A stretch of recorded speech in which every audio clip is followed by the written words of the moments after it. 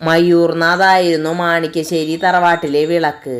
അവൻ അമേരിക്കയിലേക്ക് ഉപരിപഠനത്തിന് പോയപ്പോൾ തറവാട്ടിലുള്ളവരെല്ലാം വളരെയധികം വിഷമിച്ചു. അവൻ്റെ ഭാവിയെ ഓർത്താണ് എല്ലാവരും സമാധാനിച്ചത്. മുത്തശ്ശിക്കായിരുന്നു ഏറ്റവും കൂടുതൽ വിഷമം. അമേരിക്കയിലെ അവൻ്റെ അമ്മാവൻ്റെയും അമ്മായിയുടെയും ഒപ്പമായിരുന്നു അവൻ്റെ താമസം. മക്കളില്ലാത്ത ദുഃഖം അവർ മറന്നത് മയൂരിൻ്റെ സാന്നിധ്യം കൊണ്ടായിരുന്നു. എന്നും അവൻ തറവാട്ടിലെ എല്ലാവരെയും വിളിക്കുമായിരുന്നു. അങ്ങനെ സന്തോഷത്തിൽ കഴിയുന്ന കാലം. ഈ സന്തോഷം അധിക നാൾ നീണ്ടു നിന്നില്ല. പിന്നീട് അവൻ നാട്ടിലേക്ക് വിളിക്കാതെയായി. അമ്മാവനോടും അമ്മായിയോടും പോലും ഒന്നും സംസാരിക്കാതെയായി. എപ്പോഴും ആക്റ്റീവായിരുന്ന മയൂർ വളരെ കുറച്ച് ദിവസങ്ങൾ കൊണ്ട് തന്നെ ഒരു ഡിപ്രഷൻ അവസ്ഥയിലേക്ക് മാറിപ്പോയി. ദിവസത്തിൽ 2-3 തവണ കുളിച്ചിരുന്നവൻ കുളിക്കാതെയും എക്സസൈസ് ചെയ്യാതെയും എപ്പോഴും മുറിക്കകത്ത് തന്നെയായി. സദാസമയവും എന്തോ ഓർത്ത് കിടപ്പു തന്നെ. പതിയെ പതിയെ അവൻ വീട്ടിലുള്ളവരെ തന്നെ തിരിച്ചറിയാതെയായി. അങ്ങനെ വളരെ പരിതാപകരമായ അവസ്ഥ. അങ്ങനെ അമ്മാവനും അമ്മായിയും കൂടി അമേരിക്കയിൽ നിന്നും അവനെ മാണിക്കശ്ശേരിയിലേക്ക് കൊണ്ടുവന്നു.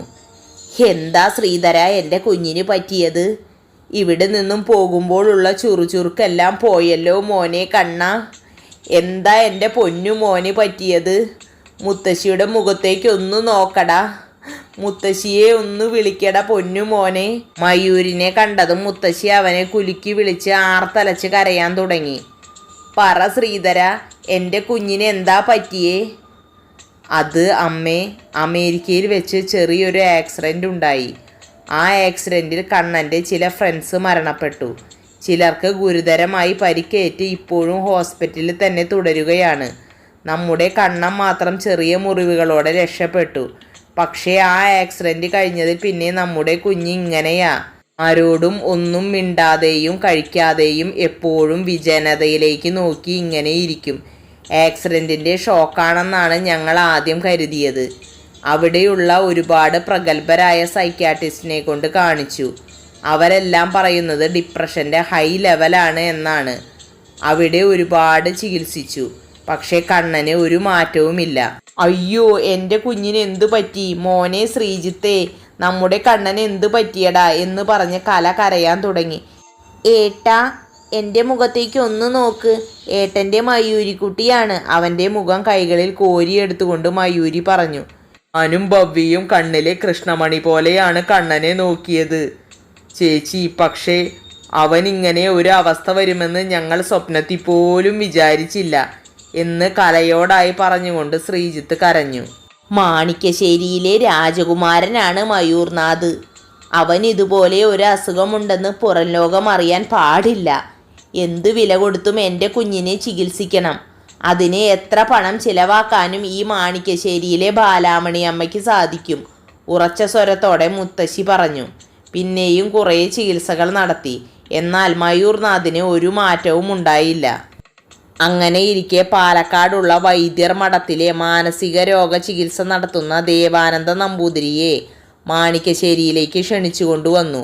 ആധുനിക വൈദ്യശാസ്ത്രത്തിന് പോലും ചികിത്സിച്ച് മാറ്റാൻ പറ്റാത്ത പല മാനസിക രോഗങ്ങളും നിഷ്പ്രയാസം മാറ്റിയ പ്രശസ്തനായ ആയുർവേദ വൈദ്യരാണ് ദേവാനന്ദ നമ്പൂതിരി.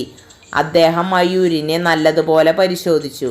ഏകദേശം 2 ദിവസത്തെ നിരീക്ഷണത്തിന് ശേഷം അദ്ദേഹത്തിൻ്റെ അഭിപ്രായം എല്ലാവരോടുമായി പറഞ്ഞു. ഞാൻ സാധാരണ ഒരു വീട്ടിലും പോയി ചികിത്സിക്കാറില്ല. പക്ഷേ മാണിക്കശ്ശേരി തറവാടുമായി എൻ്റെ അച്ഛനും മുത്തച്ഛനുമുള്ള ബന്ധം എനിക്ക് മറക്കാൻ പറ്റില്ല. അതുകൊണ്ടാണ് ഇവിടെ ചികിത്സിക്കാൻ വന്നത്. പക്ഷേ എനിക്ക് നിങ്ങളെ നിരാശപ്പെടുത്തേണ്ടി വരും, വൈദ്യർ നിരാശയോടെ പറഞ്ഞു. എന്താ വൈദ്യരെ, എൻ്റെ കുട്ടിയെ രക്ഷപ്പെടുത്താൻ കഴിയില്ലേ? ശ്രീനാഥ് ഉത്കണ്ഠയോടെ ചോദിച്ചു. രക്ഷപ്പെടുത്താൻ കഴിയുമോ എന്ന് ചോദിച്ചാൽ ഇല്ല എന്ന് ഞാൻ പറഞ്ഞാൽ അത് കള്ളമാകും. രക്ഷപ്പെടുത്താം, പക്ഷേ അതിന് കുട്ടിയുടെ മനസ്സിൻ്റെ ഉള്ളറകൾ അന്വേഷിച്ചു പോകണം. എന്തോ വലിയ മനസ്സ് തകർത്ത് കളയുന്ന സംഭവം ഉണ്ടായിട്ടുണ്ട്. അതിൽ പകച്ചു നിൽക്കുകയാണ് കുഞ്ഞിൻ്റെ മനസ്സ്. അതിൽ നിന്നും അവനെ തിരിച്ചു കൊണ്ടുവരണമെങ്കിൽ മനസ്സിനും ശരീരത്തിനും ഒരുപോലെ സന്തോഷം നൽകുന്ന ചികിത്സാരീതി അവന് നൽകണം. എങ്കിലേ അവൻ്റെ മനസ്സ് എനിക്ക് കണ്ടെത്താൻ കഴിയൂ. മയൂർനാഥിൻ്റെ മനസ്സ് ഇപ്പോൾ എവിടെയോ അലയുകയാണ്. അതിനെ തിരിച്ചു കൊണ്ടുവരണമെങ്കിൽ കഠിനവും പ്രാകൃതവുമായ ചികിത്സാരീതി തന്നെ വേണം. വൈദ്യർ ഉറച്ച സ്വരത്തിൽ പറഞ്ഞു. ഏത് ചികിത്സാരീതി നടത്താനും ഞങ്ങൾ തയ്യാറാണ്. എൻ്റെ കണ്ണനെ എനിക്ക് തിരിച്ചു തന്നാൽ മതി. അതിനുവേണ്ടി ഈ മാണിക്യശ്ശേരിയിലെ മുഴുവൻ സ്വത്തുക്കളും വിൽക്കാൻ ഞങ്ങൾ തയ്യാറാണ്, മുത്തശ്ശി ഉറച്ച സ്വരത്തിൽ പറഞ്ഞു. പണമല്ല, ഈ ചികിത്സാരീതി വളരെ പ്രാകൃതമാണ്. ആരും തന്നെ ഈ ചികിത്സ നടത്താറില്ല. പക്ഷേ ചികിത്സിച്ചു കഴിഞ്ഞാൽ 100% അസുഖം മാറുകയും 2 മാസം കൊണ്ട് തന്നെ രോഗി പൂർണ്ണ ആരോഗ്യവാനായി മാറുകയും ചെയ്യും, വൈദ്യർ ഉറപ്പ് നൽകി. എങ്കിൽ ഇന്ന് തന്നെ തുടങ്ങിക്കോളൂ വൈദ്യരെ, എത്ര പണം മുടക്കാനും ഞങ്ങൾ തയ്യാറാണ്, ശ്രീനാഥ് വൈദ്യരോടായി പറഞ്ഞു. പണത്തിൻ്റെ കാര്യമല്ല പ്രശ്നം. ആദ്യം മയൂരിനെ ഒരു വിവാഹം കഴിപ്പിക്കണം, ഈ അവസ്ഥയിൽ തന്നെ. എന്നിട്ടേ ചികിത്സിക്കാൻ കഴിയൂ, വൈദ്യർ ഉറപ്പിച്ചു പറഞ്ഞു. വിവാഹമോ? ഈ അവസ്ഥയിലോ? ഏതായാലും വിവാഹത്തിന് പുറത്തേക്ക് അന്വേഷിച്ച് പോകേണ്ട ആവശ്യമൊന്നുമില്ല. എനിക്ക് 2 പെൺമക്കളുണ്ട്. അവരുടെ ആരുടെയെങ്കിലും മകളെ കൊണ്ട് വിവാഹം കഴിപ്പിക്കാം. ഞാൻ ഇപ്പോൾ തന്നെ അവരെ വിളിച്ചു വരുത്താം, മുത്തശ്ശി വാക്കു നൽകി. ബാലാമണി മുത്തശ്ശി അന്ന് തന്നെ സ്വന്തം മക്കളായ മായയെയും ലളിതയെയും വിളിച്ചു വരുത്തി. അവരോട് കാര്യം അവതരിപ്പിച്ചു. അവർക്കും സമ്മതം തന്നെയായിരുന്നു. മയൂരിനെ എൻ്റെ സ്വന്തം മകനെ പോലെയാണ് ഞാൻ കാണുന്നത്. അതുകൊണ്ട് എൻ്റെ മകൾ അരുണിമയെ വിവാഹം കഴിക്കുന്നതിൽ എനിക്ക് ഒരു വിരോധവുമില്ല, മായ സമ്മതിച്ചു. എനിക്കും ഒരു വിരോധമില്ല. എൻ്റെ മകൻ തന്നെയാണ് കണ്ണൻ. അനുവിനെ കണ്ണന് വിവാഹം ചെയ്യുന്നതിൽ ഞങ്ങൾക്ക് സന്തോഷമേയുള്ളൂ, ലളിതയും സമ്മതിച്ചു. ഇവരുടെ വാക്കുകൾ കേട്ട് വൈദ്യർ ഒന്ന് ചിരിച്ചു. നിങ്ങളങ്ങനെ നിങ്ങളുടെ സമ്മതം പറയാൻ വരട്ടെ. ഒരു കാര്യം കൂടിയുണ്ട്, അത് കേട്ടിട്ട് നിങ്ങൾ സമ്മതം പറഞ്ഞാൽ മതി.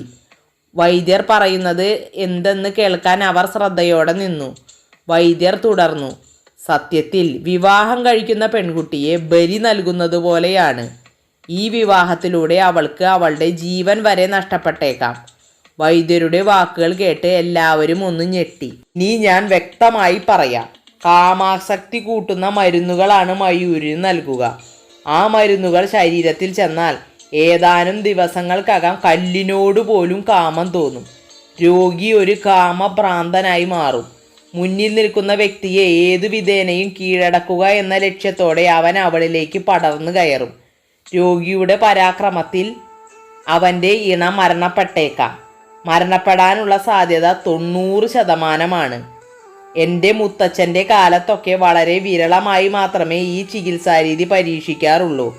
മിക്കവാറും ചികിത്സ കഴിയുമ്പോഴേക്കും ഇണയായി വന്ന പെൺകുട്ടി മരണപ്പെടാറാണ് പതിവ്.